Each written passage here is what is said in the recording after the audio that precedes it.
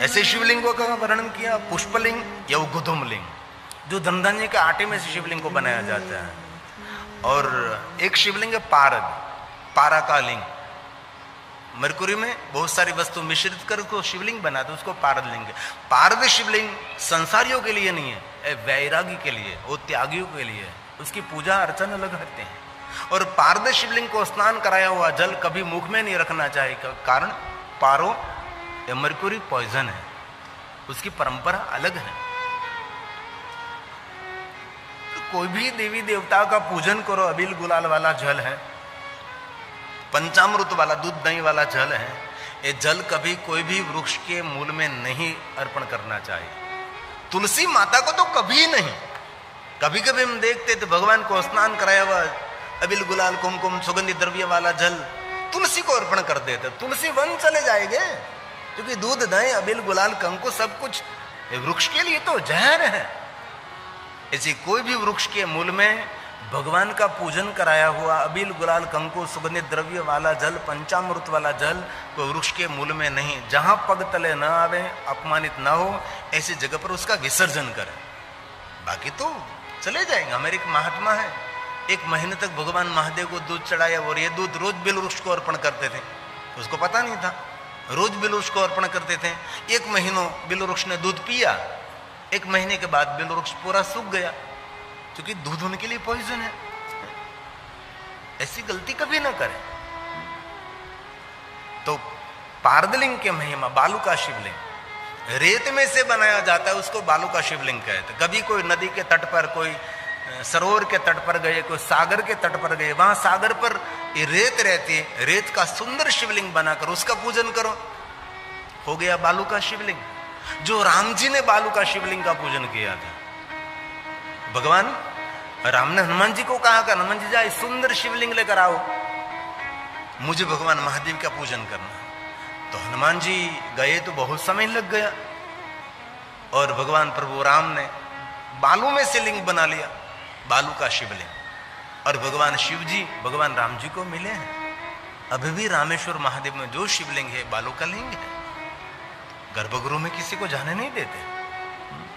जो हमारा ज्योतिर्लिंग है रामेश्वर 15 एकड़ में है, 1212 स्तंभ है, एक स्तंभ की 30 फुट की ऊंचाई है। ये ओरिजिनल शिवलिंग है। हमने बहुत मेहनत से फोटो लिए, फूलों से सजाया हुआ मिलता है, ये फोटो नहीं मिलती थी। और मैंने बार बार वहां कथा जाकर करी, तो मैंने पुजारियों को बहुत मैंने प्रार्थना की कि आप मुझे शिवलिंग की फोटो चाहिए, तो उस लोगों ने शिवलिंग की फोटो दी। ये है रामेश्वर महादेव, हमारा ज्योतिर्लिंग है, उसकी अद्भुत महिमा है। जहाँ राम जी को भगवान महादेव मिले, वहाँ एक आत्मलिंग भी है, और वहाँ विश्वेश्वर लिंग भी है, जो हनुमान जी महाराज ने लिंग की स्थापना की है। रामेश्वर की अद्भुत कहानी, अद्भुत कथा है। तो उसको बालू का शिवलिंग कहते हैं। एक रसलिंग का वर्णन किया, सुवर्ण शिवलिंग का वर्णन किया, रजत शिवलिंग और ताम्रलिंग, रत्नलिंग, दीपलिंग, ज्योतिर्लिंग, चलित शिवलिंग। आपके घर में जो शिवलिंग रखते हैं, शिवलिंग का नाम है चलित शिवलिंग, उसके सामने बैठकर पूजा कर सकते हैं। आपके घर में जो शिवलिंग रखते हैं 4 अंगुली का नाप का होना चाहिए, तो अंगूठे का नाप का होना चाहिए। आप घर में शिवलिंग रख सकते हैं। प्रश्न दूसरा कि 1 रख सकते हैं, 2 3 रख सकते हैं। आपके मंदिर में जितनी जगह हो उतना शिवलिंग जरूर रख सकते हैं, लेकिन आपके घर में जो शिवलिंग है वो अंगूठे के नाप का होना चाहिए। जो बड़ा है उसका पूजन करें। ऐसी बहुत सारी महिमा है। घर में आप छोटा सा शिवलिंग रख सकते हैं, और रोज पूजा ना हो सके तो ये दर्शन भी, उसके दर्शन करने मात्र से भी आपका मंगल होगा। इसलिए घर में आप शिवलिंग रख सकते हैं। जिनको चलित शिवलिंग कहते हैं, उसकी प्रतिष्ठा नहीं होती, चलित प्रतिष्ठा होती है। आप कहीं बाहर जाते हैं तो साथ में भी ले जा सकते हैं। और ये एक है आत्मलिंग, हमारी जो स्वयं की आत्मा है वो भी एक लिंग का स्वरूप है। एक है भूमंडल, पूरा अंतरिक्ष, ये भी भगवान महादेव का शिवलिंग है, भूमंडल लिंग है। और एक है पार्थेश्वर शिवलिंग, जो मिट्टी में से शिवलिंग निर्माण किया जाता है, उसको पार्थेश्वर महादेव कहते हैं। और कभी अवसर मिले तो विद्वान आचार्यों को आमंत्रित करके मिट्टी में से शिवलिंग निर्माण करें, उसका पूजन करें, आह्वान करें। और ब्राह्मण में हो तो आप स्वयं भी कर सकते हैं। सभी ऋषि मुनियों ने पार्थेश्वर महादेव का पूजन किया। आप जो टेलीविजन में देख रहे हैं, मिट्टी में से शिवलिंग निर्माण करें। वैसे शिव महापड़ ग्रंथ में ब्राह्मण, क्षत्रिय, वैश्य सबके लिए अलग अलग बातें की है, लेकिन इसमें नहीं जाना चाहिए। पवित्र स्थान से मिट्टी लेकर कचरे काकर के उसको दूर करके शुद्ध जल मिश्रित करके सुंदर एक शिवलिंग बनाओ, नीचे सुंदर एक पीठ बनाओ, उसकी पूजा करो। और एक शिवलिंग से लेकर 10 करोड़ शिवलिंगों की महिमा है। और सभी शिवलिंग, सभी पीठ न बना सके तो एक शिवलिंग बनाओ, एक पीठ बनाओ, उसके पास छोटे छोटे शिवलिंग बनाकर आप रख दीजिए। उसको कहते हैं मणि शिवलिंग। ऐसे एक से लेकर लाखों शिवलिंगों की पूजा, पार्थेश्वर महादेव की पूजा हो सकती है। राजा दशरथ को पुत्र नहीं थे, गुरु वशिष्ठ, ये जो चित्र है उसको छोटे छोटे शिवलिंगों को कहते हैं पार्थेश्वर महादेव। इसको मणिलिंग कहते हैं। जो बड़ा है उसके लिंग और पीठ है, पास में छोटे छोटे जो यंत्र पार्थेश्वर महादेव, ये अलग अलग यंत्रों से पार्थेश्वर महादेव की पूजा रहती है। राजा दशरथ जी को पुत्र नहीं थे, गुरु वशिष्ठ महाराज को कहा कि गुरुजी कुछ मार्गदर्शन करिए मुझे। तब राजा दशरथ को गुरु वशिष्ठ महाराज ने कहा कि राजा, आपकी परंपरा में शिव है, अब तो महादेव के परम भक्त हैं। और गुरु वशिष्ठ महाराज राजा दशरथ जी को पार्थेश्वर महादेव की पूजा के लिए मार्गदर्शन किया। और राजा दशरथ जी ने पार्थेश्वर महादेव की पूजा की, और साथ में माता कौशल्या ने भी, और सुमित्रा जी ने पढ़ी, और कैकेयी जी ने भी। श्रृंगी ऋषि ने उसको शिव पूजा का मार्गदर्शन दिया। श्रृंगी ऋषि ने किया, मां आप भी ऐसे करो। सबने मिलकर पार्थेश्वर महादेव का पूजन किया। और राम जी ने कदम कदम पर पार्थेश्वर महादेव का पूजन किया। इसलिए जीवन की कामना की पूर्ति के लिए विशेष प्रकार से पार्थेश्वर महादेव की पूजा कर सकते हैं आप। और कोई भी व्यक्ति पार्थेश्वर महादेव की पूजा कर सकता है।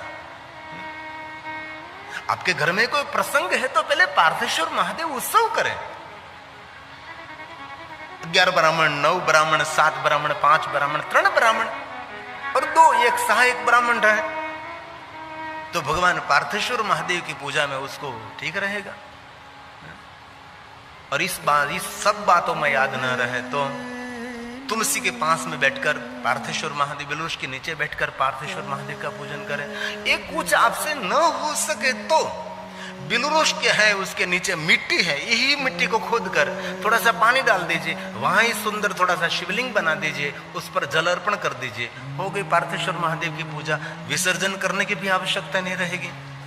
ये भी ना आपसे हो सके तो आपके घर में तुलसी का सुंदर गमला है, तुलसी का सुंदर स्थान है, तुलसी के नीचे जो माटी है, इस माटी में से सुंदर शिवलिंग निर्माण करें।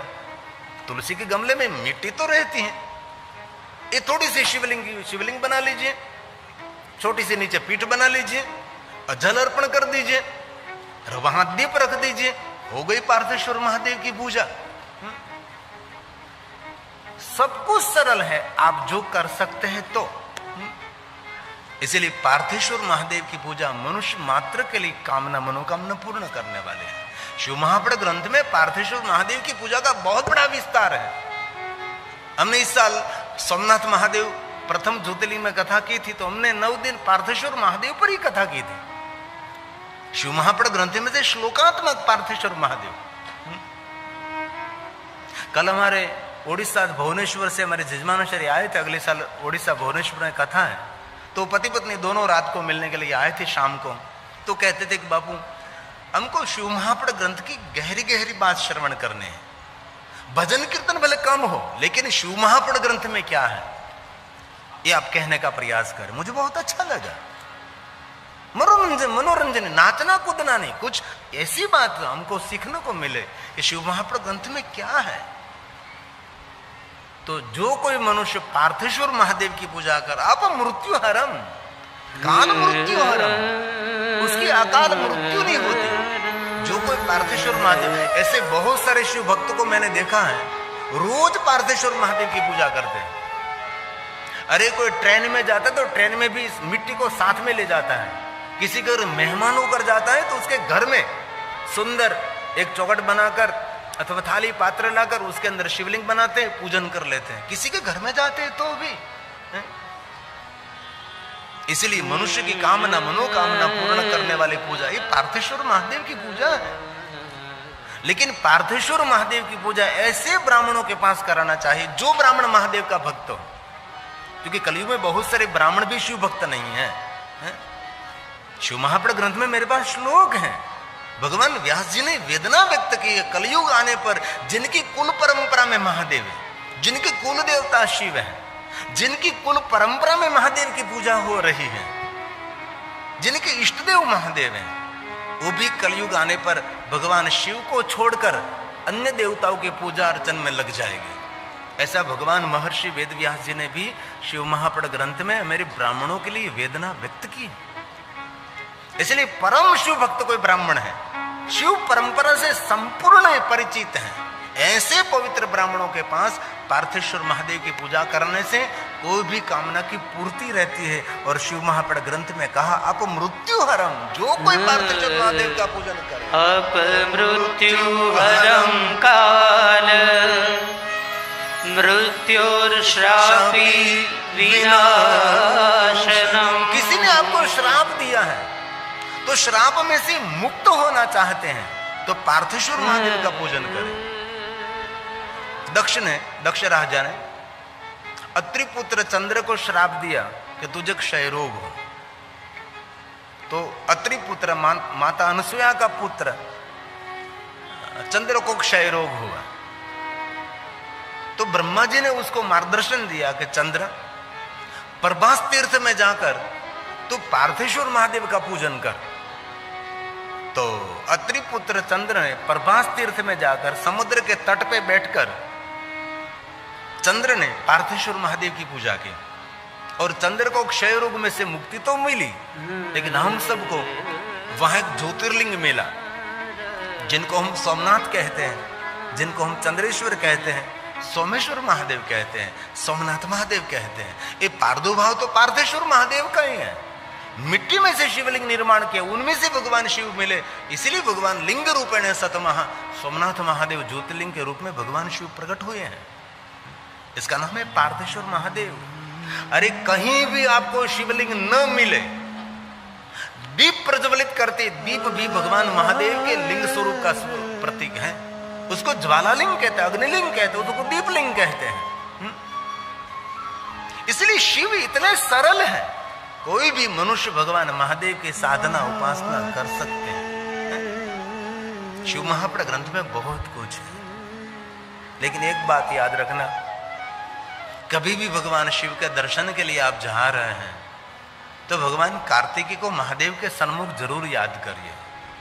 गणेश जी को तो हम याद करते, लेकिन कार्तिक को बहुत लोग भूल जाते हैं। स्कंदो मां सहित शंभो, भगवान कार्तिकी के साथ शिव पार्वती और गणेश जी को याद करते हैं।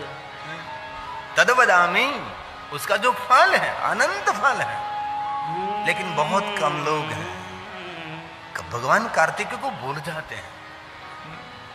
शिव महापुराण ग्रंथ में स्वयं ब्रह्मा जी ने गाया है, स्कंदो मां सहितं शंभो संपूज्य विधिना यत् फलं लभते भक्त्या तद्वदामि यथा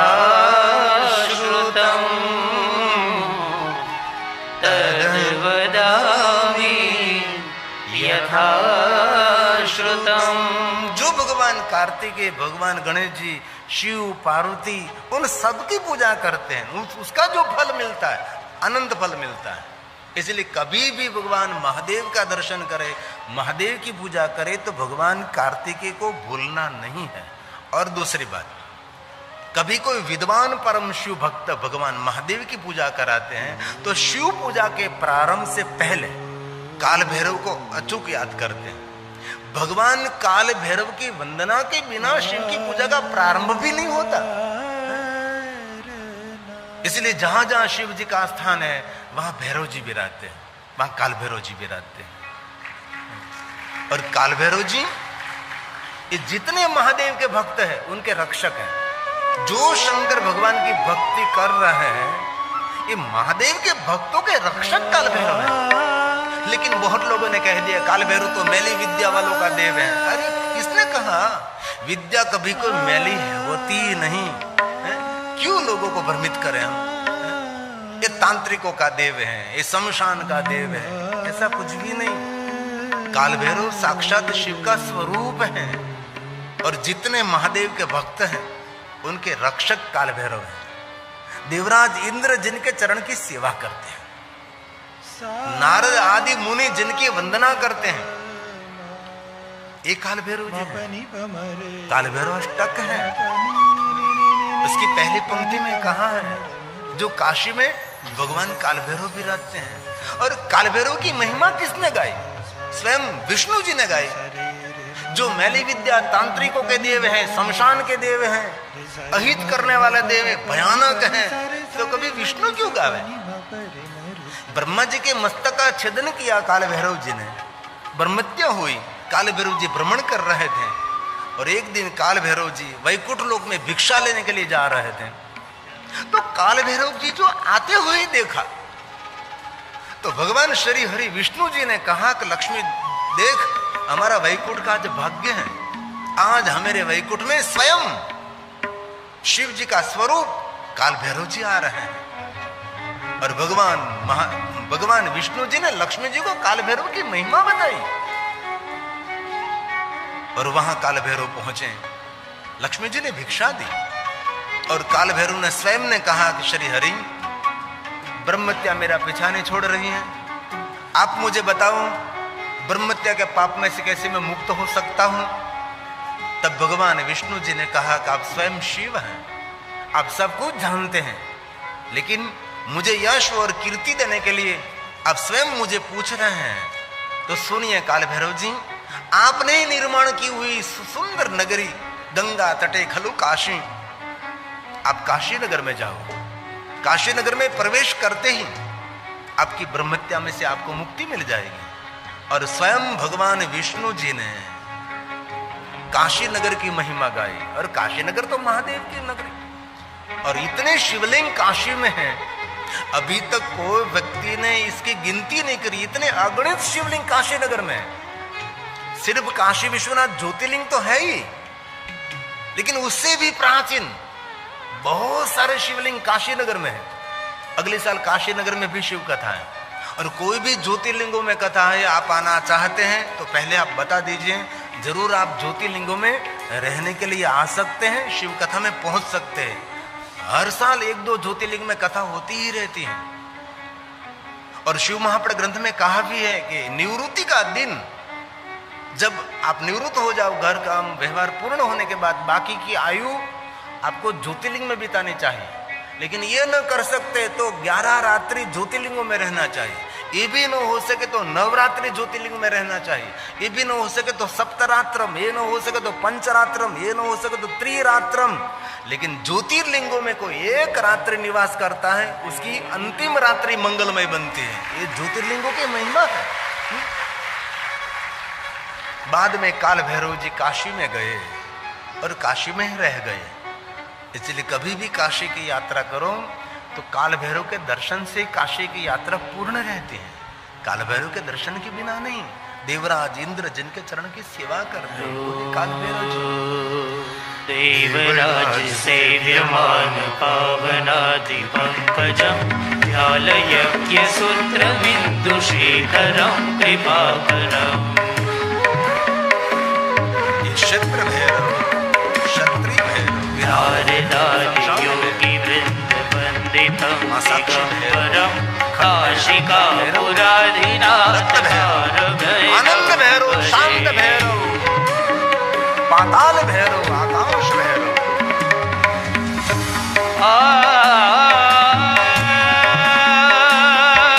नाग भैरव, महानाग भैरव, कपाल भैरव, त्रिलोचन भैरव, त्रिकाल भैरव, पिंगल भैरव, ऐसे 64 भैरव के सिद्धार्थदायकं त्रिलोचनम्।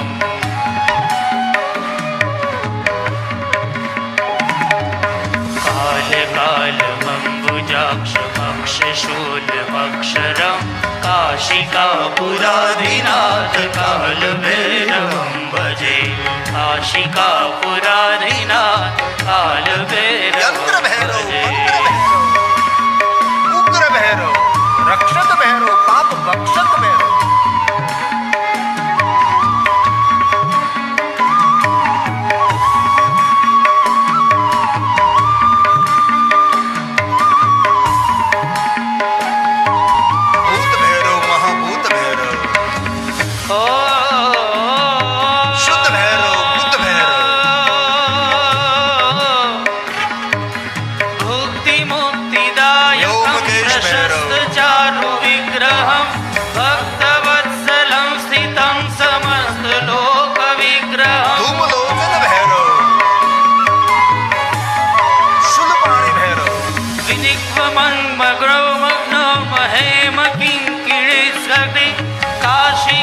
काशिकापुराधिनाथ कालभैरवं भजे काशिकापुराधिनाथ कालभैरवं भजे।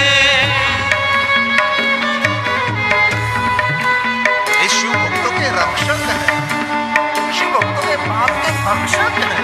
कला भैरव, महाकला भैरव। सेतुपालकं त्वधर्म मार्गनाशकं कर्म पाशमोचकं सुशर्मदायकं विभो। नेत्र भैरव,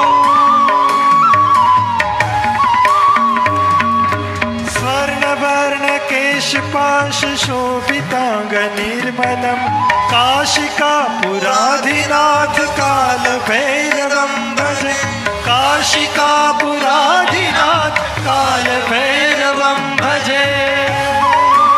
कहीं भी शिव स्थान होगा काल भैरव भी रहते हैं। अट्टहास दीन पद्म जांड कोश संतति नष्टिपात नष्टपात जाल चंद्र शासनम। कंकाल भैरव, अष्ट सिद्धिदायकं कपाल मालिकंतरम काशिकापुराधिनाथ कालभैरवं भजे काशिकापुराधिनाथ कालभैरवं भजे। भैरव,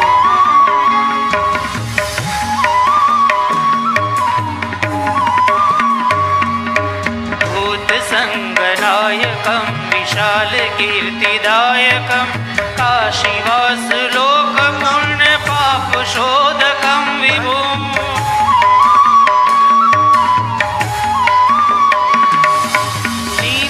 नीतिमार्गकोविदं पुरातकं जगत्पतिं काशिकापुराधिनाथ कालभैरवं भजे काशिकापुराधिनाथ कालभैरवं भजे।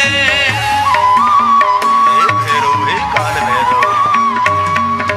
रत्नपादुका प्रभाभिराम पादयुग्मकं नित्यमद्वितीयमिष्टदेवतं निरञ्जनं मृत्युदर्पनाशन कराल द्रष्टभूषणं काशिकापुराधिनाथ कालभैरवं भजे काशिकापुराधिनाथ कालभैरवं भजे। हे भैरव, हे काल भैरव।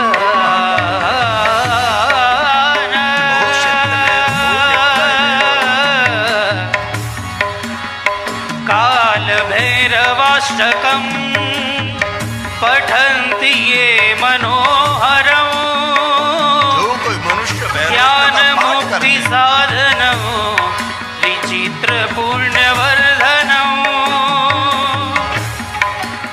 ओ शोक मोह दैन्य लोभ कोप तापनाशनं प्रयान्ति कालभैरवाद्रिसन्निधिं नरा ध्रुवं प्रयान्ति कालभैरवाद्रिसन्निधि नरा ध्रुवम्।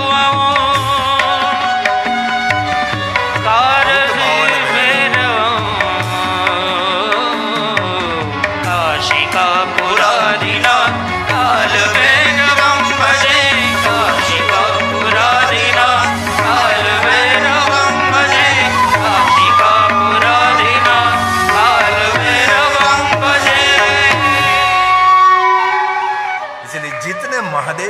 भक्त है, सभी शिव भक्तों के रक्षक काल भैरव है। काशी में एक लाट भैरव है। जब ब्रह्म सरोवर है, ये पूरा मंदिर सबको छिन्न भिन्न हो गया और मस्जिद के बीच में ही भैरव है। चारों तरफ कब्र कब्र कब्र कब्र है, लेकिन ये मंदिर को तोड़ दिया, लेकिन लाट भैरव को कुछ भी नहीं कर सका, अभी भी है। ये स्थान आप देखो, पहले तो प्रतिबंध था, किसी को वहां जाने नहीं देते थे, विवादास्पद था, लेकिन अभी सरकार बदली है तो वहां सब जा सकते हैं और लाट भैरव का दर्शन कर सकते हैं। वहां का क्षेत्र जो ये ब्रह्म सरोवर है, ये ब्रह्म सरोवर के तट पर एक ये लाट भैरव है। ये पूरी मस्जिद के अंदर है इस भैरव। ये मंदिर को तोड़ दिया, छिन्न भिन्न हो गया वहां से। इसमें मुझे जाना नहीं है। ये पूरा कब्रिस्तान है, उसके बीच में लाट भैरव है।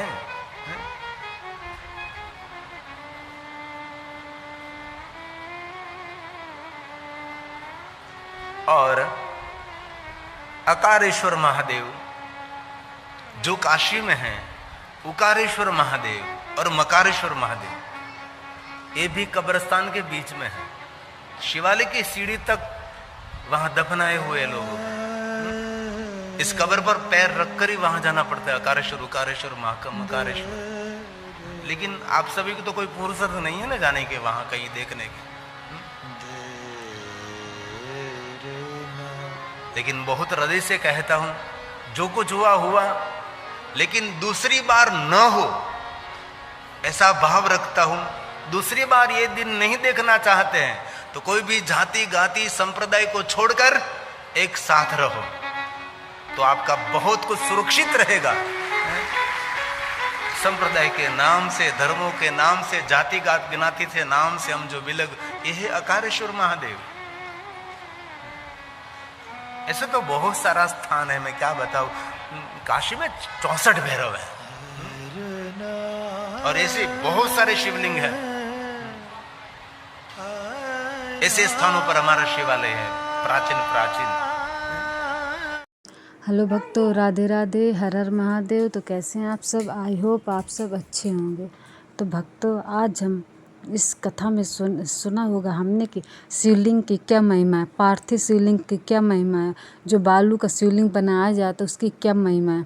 कुछ लोग होते हैं जो शिवलिंग की पूजा करके या किसी और भगवान की पूजा करके सिंदूर, अक्षत आदि वगैरह सब तुलसी जी के, जहाँ तुलसी जी लगी रहती वहीं पर अर्पण कर देते, जो कि ऐसा नहीं करना चाहिए था। ऐसा करना मतलब तुलसी जी का अपमान हो सकता है। तो भक्तों, आज की आपने इस कथा का श्रवण जरूर किया होगा। तो भक्तों, कैसी लगी आपको आज की ये कथा? अगर आपको आज की ये कथा पसंद आए तो हमारे चैनल डिस्कवरी ऑफ धर्म को सब्सक्राइब कीजिए और ऐसी कथाएं सुनने के लिए हमारे चैनल से जुड़े रहिएगा। राधे राधे, हर हर महादेव। मिलते हैं एक अगली नई कथा के साथ।